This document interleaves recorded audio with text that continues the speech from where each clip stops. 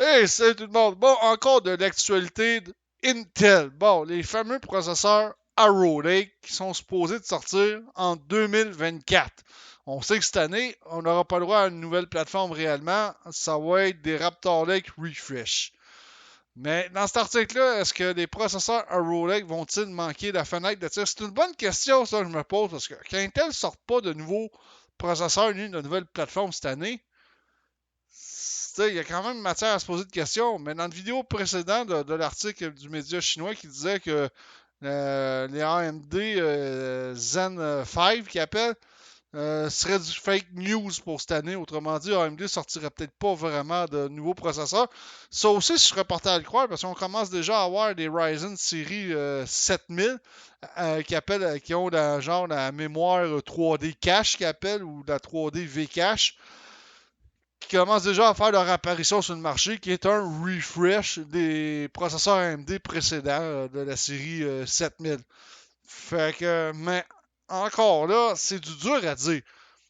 Intel veut revenir dans la course à la gravure la plus fine avec une roadmap agressive, mais gare à la sortie de route pour les processeurs Arrow Lake. Assez intéressant de ce côté-là. Après longtemps resté sur le nœud 14 nanomètres, oh mon dieu, ouais, Intel il a resté longtemps là-dessus. Ah, si bon. Il y a vraiment. Là-dessus, Intel avait manqué de bateau en restant sur le 14 nanomètres. Laissant la concurrence lui passer devant. Ouais, AMD a passé devant parce qu'AMD, lui, il était rendu à 7 nanomètres. depuis la série des processeurs Zen, il était quasiment en 7 nanomètres AMD. Devant le groupe, Intel entend reprendre l'avantage et a dévoilé une roadmap qui doit lui permettre de basculer rapidement du 10 nanomètres au 7 nanomètres, puis s'attaquer directement à la gravure en 2 nanomètres et même plus bas dès 2024. Ouh, ouais, ok, ça promet, hein? Est-ce qu'ils vont réussir à faire ça? Déjà que s'il se rendrait au 7 nanomètres, ça serait déjà ça de prix. Hein. Il serait quand même un peu. Il serait à égalité avec AMD de ce côté-là. Les processeurs Meteor Lake attendus à la fin 2023 et en 2024 basculeront sur la gravure 7 nanomètres. Procédé Intel 4 et la génération suivante, Arrow Lake, sera censée pouvoir exploiter le procédé Intel 20A. Gravure en 5 nanomètres, EUV présenté comme l'équivalent aux 2 nanomètres concurrents pour la partie CPU et sa structure en chipset. Mais les Meteor Lake, là, c'est ça, là. Ça, c'est. Les Meteor Lake, moi, j'avais entendu dire que c'était vraiment pour les ordinateurs euh, portables de ce côté-là. Puis j'en avais parlé aussi dans cet article-là, justement. Parce que c'était juste pour eux. Fait que, fait que le Arrow Lake pourrait zapper Intel 20A. Ouais, c'est fort possible. Les roadmaps diffusées jusqu'à présent indiquent ainsi l'utilisation de Intel 20A pour la partie CPU et un fondeur externe pour la partie, pour le GPU plutôt. Et les autres composants représentés par TSMC et sa gravure en 3 nanomètres. Le projet initial avec Meteor Lake en Intel 4 et Arrow Lake en 20A. OK. Raptor Lake. Arrow Lake. Ultra Low Power Performance.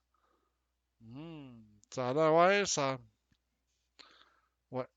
Toutefois, plusieurs leakers suggèrent que ce scénario ne va pas se dérouler comme prévu. Les processeurs Arrow Lake qui doivent présenter la famille Intel Core de 15e génération, oui, parce qu'on sait que la 14e, ça va être le refresh des processeurs actuels, seraient plutôt produits avec la gravure TSMC en 3 nanomètres plutôt qu'en Intel 20A. Ok, ça sera pas. Ok, ça va. Les plans, on dirait qu'ils changent ici.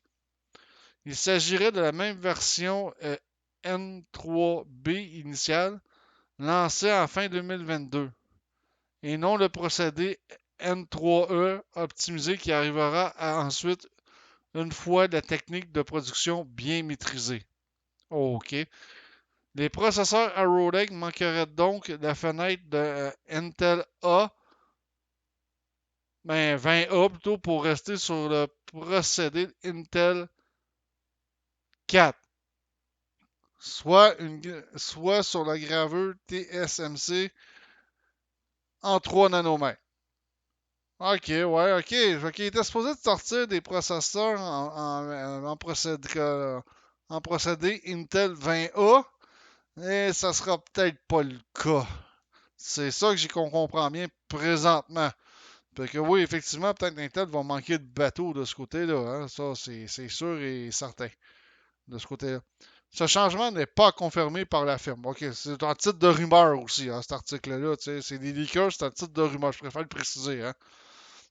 Par la firme de Santa Clara, mais il se pourrait donc que Arrow Lake s'appuie uniquement sur la gravure de 3 nanomètres de TSMC ou sur le procédé Intel 3 qui correspond à la gravure en 7 nanomètres optimisé. Fait que, OK. Ça veut dire qu'Intel, d'après moi, il va rester peut-être plus conservateur, probablement, pour les Arrow Lake. De toute façon, Intel domine déjà le marché. Domine. À date, ils ont réussi à reprendre les devants contre AMD de ce côté-là. Fait qu'ils ont repris leur part de marché. Fait que, est-ce qu'ils vont se la jouer conservateur comme ils ont fait pendant des années, des années? Ça se pourrait bien, mais il faudrait peut-être pas qu'ils jouent trop conservateur de ce côté-là, parce que ça pourrait. Sinon, il pourrait peut-être avoir une surprise, hein. AMD, quand il a sorti la série Zen, Intel s'est fait poigner. Ah boy! Euh, c'était. C'était pas très beau à voir de ce côté-là. Il reste à voir comment Intel va se débrouiller pour sortir de ce décalage. Ben, c'est ça. Je pense qu'ils ont comme entrepris trop d'affaires en même temps. Là. Hein? Ils ont trop de projets en même temps dans un délai trop serré. Il va falloir qu'Intel choisisse ses priorités de ce côté-là parce qu'il ne pourra pas tout faire ça.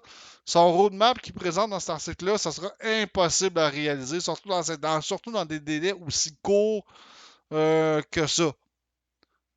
Il reste à voir si Intel va se débrouiller pour sortir de ce décalage dans les procédés de gravure alors que Intel 20A et Intel 18A sont déjà présentés comme les nœuds qui permettront à la firme de refaire la course en tête des matières de finesse de gravure. Ouais. Déjà que AMD côté gravure, il y avait quand même une bonne longueur d'avance. Ils ont été les premiers à avoir des processeurs gravés en 7 nanomètres. Je ne sais pas, par exemple, pour un 7700X, c'est quoi sa gravure. C'est ça que j'aimerais curieux. Parce que, tu sais, euh, j'en vends du AMD, ça. Je ne nie pas. En 5 nanomètres. Ouais. Ouais. Ben, Intel, ouais. OK. Fait que là, déjà, quand AMD, là, je viens de remettre mes connaissances à jour, pour la série 7000, sont à 5 nanomètres. Intel, présentement, est un peu loin du compte. Vraiment loin du compte. De ce côté-là. Ils n'ont même pas encore réussi à atteindre le 7 nanomètres. Je pense, ils sont encore dans le 10 nanomètres. Comme procédé de gravure, c'est. Ouais.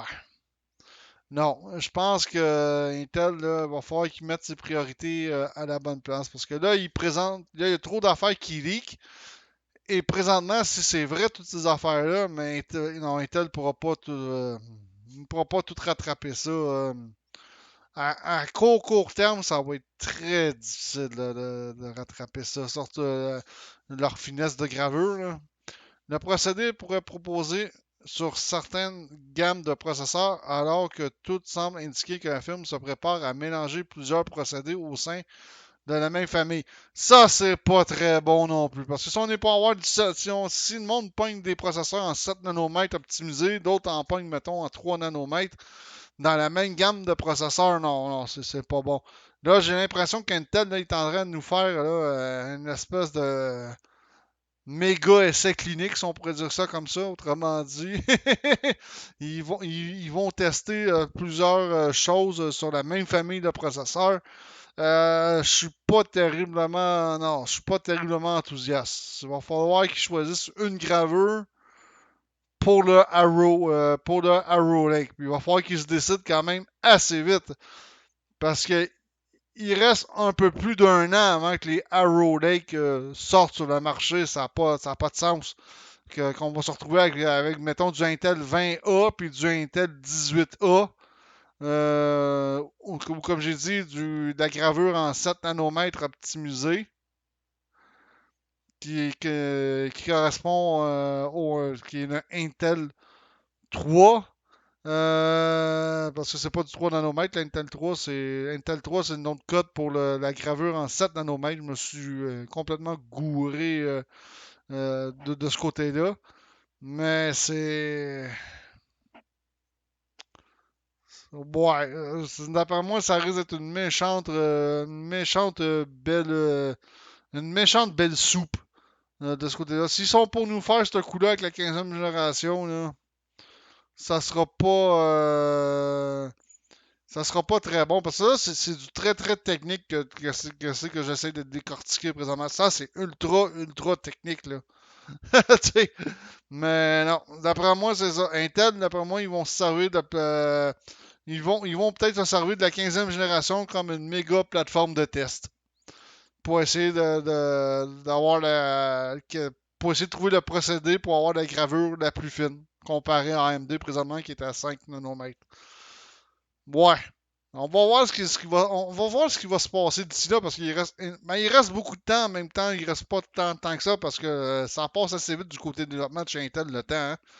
Disons qu'ils en ont pas beaucoup de temps à perdre de ce côté-là.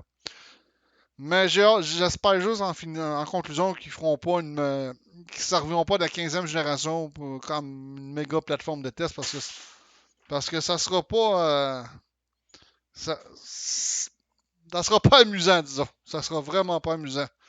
Hein. On risque d'avoir peut-être des écarts il va peut-être avoir des écarts dans les performances de processeurs entre un 7 nanomètres et mettons un 3 nanomètres. Comme exemple, il risque peut-être d'avoir des écarts de performance entre les deux processeurs, puis la personne qui va acheter un processeur, ça sera pas écrit sur la boîte, ça va être quoi la gravure de son processeur. Ça sera vraiment pas écrit dessus. Ça va être surprise du chef. Là-dessus, je vous dis ciao tout le monde, à la prochaine.